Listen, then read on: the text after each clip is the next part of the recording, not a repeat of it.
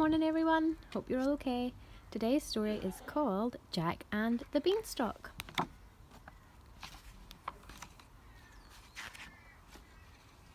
Deep in the countryside lived a widow and her son Jack. Their cottage was crumbling and their clothes were patched. They were very, very poor. One day Jack's mother said, "We must sell our cow. Take her to the market, Jack, and bring home some gold pieces." And so he set off for town. But before Jack had got very far, he met a strange little man. "That's a fine cow," said the man. "I'll swap you 5 magic beans for her." "Magic beans?" said Jack. "Are they really magic?" "Magic they are, or chop off my beard and knit it into a jumper," croaked the little man. "Magic beans!" Jack couldn't wait to tell his mother. He clutched them tightly and ran all the way home.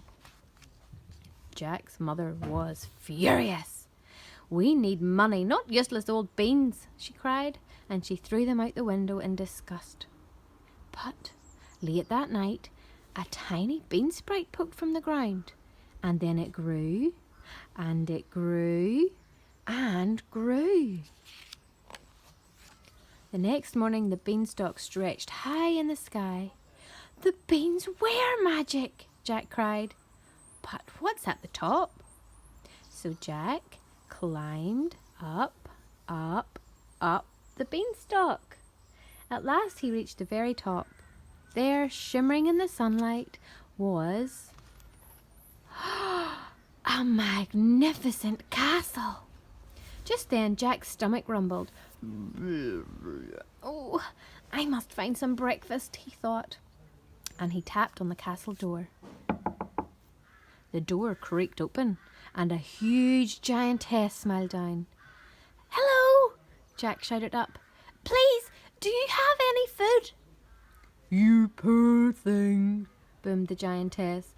"Come right in, but quickly, before the giant gets up."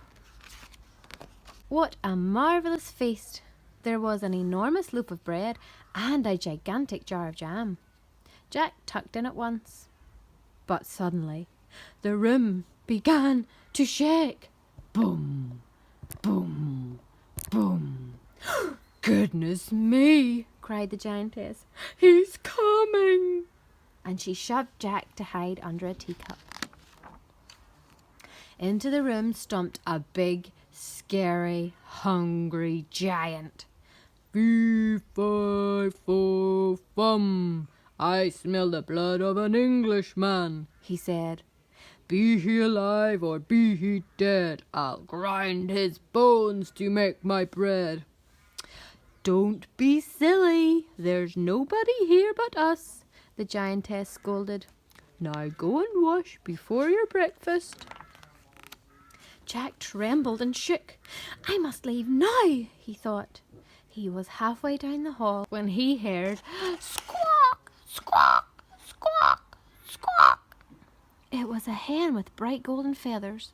"Help!" she clucked. "Set me free and I'll lay you golden eggs every morning." Jack scooped up the hen, but then he heard huge thundering footsteps after them. "Fee, fi, fo, fum," roared the giant. "I smell the blood of an Englishman, and there he is!" Jack raced out of the door. He jumped and slid down the beanstalk, down, down, down, all the way back to his cottage. "Mother, quick, bring the axe!" he shouted. Jack's mother swung the axe at the beanstalk. Whack! It shuddered and shook, and then the giant came tumbling down.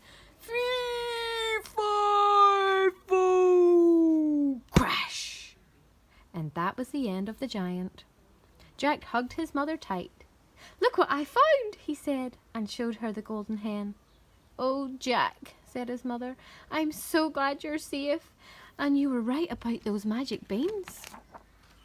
So Jack, his mother, and the golden hen all lived happily ever after with lots of golden eggs. They were never poor again. The end.